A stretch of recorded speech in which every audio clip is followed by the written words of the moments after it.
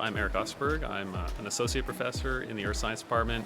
My name is Sarah Crockett. I'm an emergency physician specializing in wilderness medicine and also focusing on the connection between health and climate, what I like to call planetary health. My name is Kevin Evans, and I am the Dartmouth College Forester.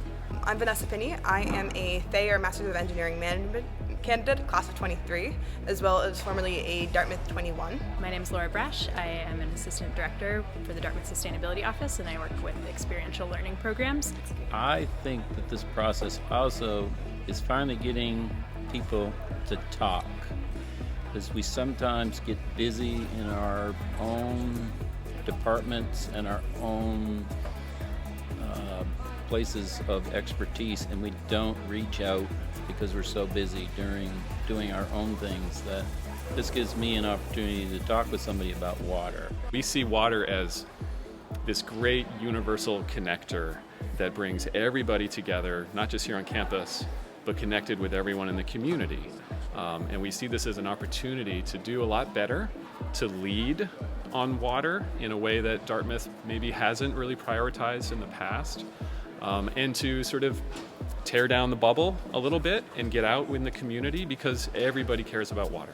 I think that food has a huge capacity to be part of our climate solution, and that means that we have to be really conscientious about the food that we're purchasing and the impacts that that food has. You know, is the college providing a livable wage for the people who make this education possible? Do we have housing? Can people work at this college and afford to live here? Sometimes just the housing alone excludes certain populations, certain races from being part of our community. We think about childcare, and are we supporting families in a way that they can do their best work and also raise a generation of great leaders who will be coming behind us. And we talk a little bit about carbon sequestration and the wood that we've been able to use on campus for projects, and the fact that we're storing carbon in those, not only as a tree in the forest, but also as a product.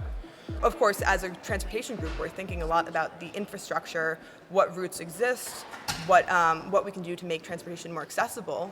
But it's also interesting to think about all the different social ties, such as affordable housing, such as equity in the area, and the different lives that people live, and the way that we can best design the infrastructure to enable that as sustainably as possible. How our food choices are gonna create impacts on our environment and our communities and our health, and doing that in an equitable way, so in a way that doesn't just repeat the sort of extractive processes of past systems, but how can we do that in a way that includes all people and is just and accessible for all people? So You have an embarrassment of riches with water here in the Northeast, but that doesn't mean that we shouldn't treat it like the precious resource that it is.